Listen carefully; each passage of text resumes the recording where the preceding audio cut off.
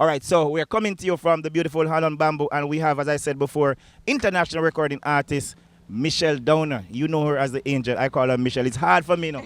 You know, some of your family. You're like family, you know, you know, some of their wedding and all of them, something around head table and all the things them. But so many years has passed. So many years. Marco Dean, how old is Marco now? Marco Dean is 12, big man. Big man. Looking to do pep and looking to go to high school in September. So. Right. But I mean, it's so interesting that you raised that and the whole pep thing, because one of the things I'm always amazed about, especially the female artists in dancehall, and you still have a family to raise. You're a mother and you're a good mother. Talk to me a little bit about the challenges of being a mother and also a dancehall artist. I mean, it's very challenging, but I have to balance myself, and I have a team and family support, in order for me to get, to continue to work. But you're succumb to a lot of criticisms, like, okay, they don't know how to separate the two, the angel from Michelle, and I'm happy that my son knows that my job is my job, and he knows how to separate the two. You understand? And he knows that I have to work to provide for him. Right. You understand? But the hardest thing is for people to understand that it's a job and you have to work, and no matter how controversial it may get or critical or demanding, we are public figures and I'm in the face of people, so you have to just be strong and understand that it's work and know how to be a mother and an artist, two separate, because I don't bring dancehall to my house. I don't bring stage show to my house. You understand what I'm saying? When I go home, I'm Michelle. So Markely knows me as Mommy Michelle. Okay. So I have to do my mommy duties separately apart from my job. Right. You understand? And he understands that. And that is what I always want to, make sure that people kind of get, But, but whatever it is, I'm gonna still do me, because it's a job, and I treat it as such. Okay.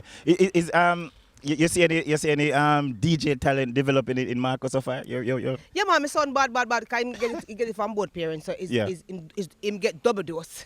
So, double dose. Double dose. So him can sing, him can dance, and him can act. Him have everything. Him can DJ, him can sing, and him can dance very, very well. But you're bringing to some of the show sometime, because he's 12 now? No, I want him to just take him time and just get into his own. Okay. He's his own person, his own leader. So Markely is a child, like, I can't force him into anything. Okay. He'll take his time and just, even one day I said to him, say, Markely, would you come to one of my shows, like one of the family fun days, and sing a song for the people? Them want to hear you, Yeah. And he's like, Mommy, I don't think so. I'm not ready, to get that kind of exposure. So I'm letting him take in his time and nurture into his own person. I'm not force him and rush him. I'm really big on education, so I'm focused on that. Yeah. And him have the talent, so he can't escape it. Okay. And I mean, at school, how him deal with the stardom? Because say I'm celebrity, I'm celebrity Pitney. So I mean, he's there from K1. He's there from he's almost 3 years old. Everybody know him, understand him, know his personality, and they accept him for who he is, and he's a fun person. He love everybody. He's jovial. Right. He's like his father's personality with my personality. Right. So Markely, everybody like him because he has that personality, He not know if he talk to you. Right. So he's a really cool, down-to-earth, cool kid, and he don't act like him better than nobody. He just mesh with everybody. That's how my son is. All right, because it was important, guys, because we really wanted to get that side, because a lot of persons, you see the artists on stage, you see them all over the world, and at the end of the day, sometimes you don't treat them like human beings, and we have to remember sometimes they have a family. And and sometimes we have to be careful of some of the things that we say on social media. Don't run through it, but I mean, people will always be who they are, and you can't be too critical or too, or too judgmental. You have to allow people to express themselves, and that's how they treat us. So at the end of the day, what are you gonna do? All right. the name. They treat you like a human, but the first lady of dancehall, Michelle. Yes. How did that Monica come about? How did that My fans them crown man, strong, resilient, fight for what you believe in, and I'm gonna take no foolishness, and I'm a fighter. I say it as it is, you get it as it is. So my fans them crown me as the first lady of dancehall. All right, can't get better than that. But some people have it different. Some people say Beenie, some people say Beenie the king of dancehall, and you're the wife. Of course, I mean, even though we're no longer together, married, we're now divorced. Divorced. But once you get that accolade and that title, that will never go, because he's the king of dancehall, the angel. The first dancehall couple to get married ever. You understand? Yeah. So that's how I became. Power couple.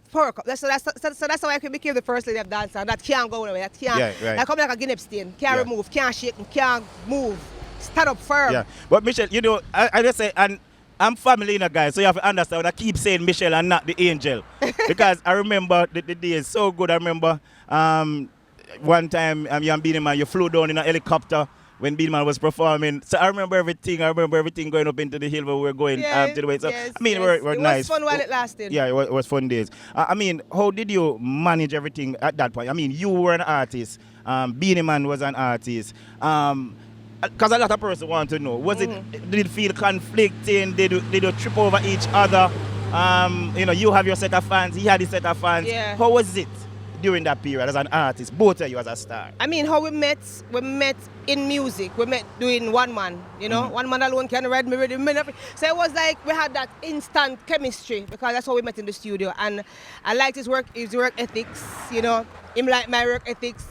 Because I mean, it's the first I've ever sang without breath. So I did like an 8 bar without no breath. One man alone can ride me rhythm. Me no freaking a bit, but me no sing. You keep your boyfriend to you ride him, you rock it, you drop it, you dip it, you swing, and he was like, what?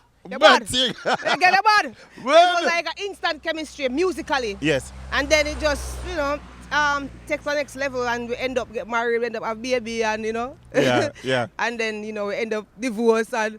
We're cool parents because that's how it is. So everything that's good life. now. And yeah, man. And at the end of the day, we were out there as public figures, and the things we understood each other. We understand our job description, and it was cool. And when Beenie have him show them and him fans them come up to him, have to respect his fans and you have to give him space. Like him, and female fans them hug him up and yes. The viewers them want to hear that, man fans them, when me and Beenie used to touch road, man, and him have him show them and him female fans them come up to him and I show him love and I give him space because at the end of the day you have to respect his job, you understand? But when the man them come to me, Beenie say, love my wife, Mr. But that's right. I remember. You see, you can't do that. You see, outside. Yes. So he's like, you get conflict of interest. You're even jealous of me when your female fans them come, we go to the space, we go do the thing. Or the man fans them come, you run them. You see, you can't do that. And him seriously do it.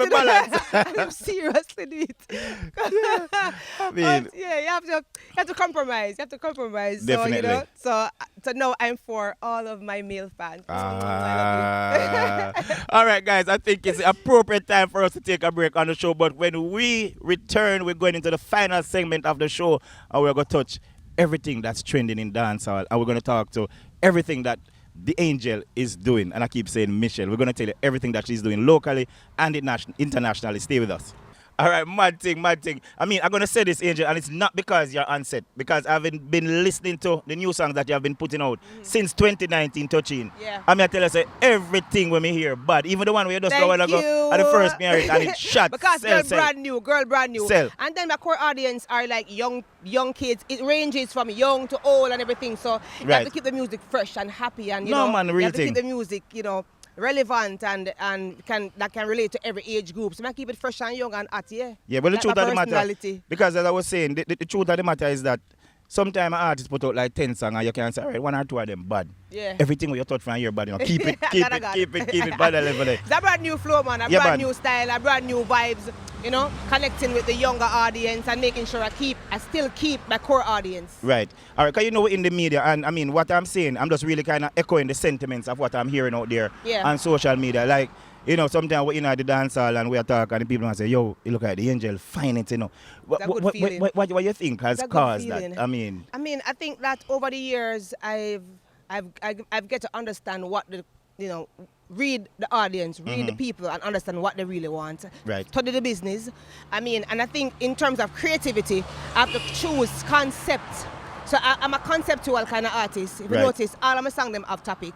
You understand? So more time in the ghetto, I kind of listen what them want. Right. I'm kind of hear what go on in the streets. So it's like I'm uptown too. So I kind of balance everything. And then my audience is ranges from the dancehall audience to corporate. So at the end of the day, I have to balance everything to the local young kids them. So I have to balance everything and make sure that the sound is different, because you cannot be growing and your music is not growing. You understand? Your music can't stuck one place. Right. So my music I travel, me I travel. You understand? The world is big and you want to do world music. So I think that's what I'm doing now, world music. Talking about traveling, the other day we see you on Instagram like you shiver like you're cool. Where did it? Canada. Canada.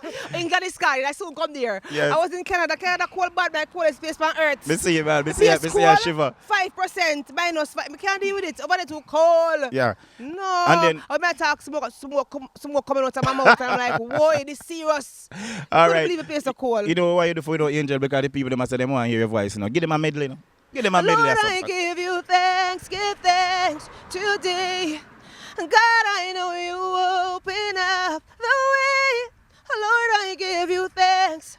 Won't stop give you thanks. Oh, on my journey, yeah. The angel me name me are the first lady. Me sit up for them hype, them are the worst lady. You see me, you see me. You see me, pretty on your TV. A girl will say we are at Gala Road. A girl will say we are top Gala Road. A girl will say me are at Gala Road. But oh, sort out me are at Gala Road. So from them time till now, stronger. The angel strong. That's the people's favorite. Yeah. I'm a woman and a lady to the fullest. To most, give thanks to the coolest. And I stronger, the angel stronger. I'm gonna live my life longer. Oh, my name has been slandered. And the hypocrite trying to put me under. But you don't say you're strong, stand up for yourself. Don't let nobody push you under. You understand what I said? Just rise up like a phoenix and stand up for yourself. When I did that song, yeah, a lot of women were going through the same things I was going through. A lot of women wanted strength. And a song that is like my biggest song to date because it speaks my life. It speaks the truth. And anyway, I sing that song there. I was recently in Canada and I performed it. And a white lady came up to me and said, "Wow, you're so empowering as a female, and I respect you, and I mean your message." So cause you know, so it's like that feels so good, and for me to understand where my purpose. You understand what I say? So whether at Gala Road or whether me perform like giving a message through my music, everything is always embracing women and showcasing women in a good way. Right. Not in a negative way. All right. You know, we have been doing this show for like 7 years, and we can read the viewers' mind. You know what I say? That song that you do with Kartel, that know your baby father, them not hear it yet. I gave birth to a life. Me have my husband and my wife. Why everybody asking me? Why do I have to have my son? Wonder if my career don't go down. Tell them that I am safe and sanctified. Me run away the waste boy, find a real McCoy. I gave birth to a life. If Vybz Kartel was here, current Spencer, if Vybz Kartel would have said, let it Kartel. Bad white fear, you know your baby daddy. You know take the daddy from any and anybody. Wish girl nah no fear when I sleep with the cabin. That mean our baby father is fear. I gave birth to a life. Me and me husband have a stage show time. Who pay for this? Who pay for this? You see me know the catalog. You see me? You see me know the catalog. Yeah, the catalog big man, the catalog big. Talking about Adi the teacher. I mean, big up Vybz Kartel. Big up Vybz Kartel. Anyway, there, big up yourself. I recognize because even at the wedding, me and Vybz Kartel sit around the same table. Yes, you know. yes. How did that friendship with yourself and Vybz Kartel come about? Me and Vybz Kartel are friends from a long time, and I mean through Bounty. I met him through Bounty Killer.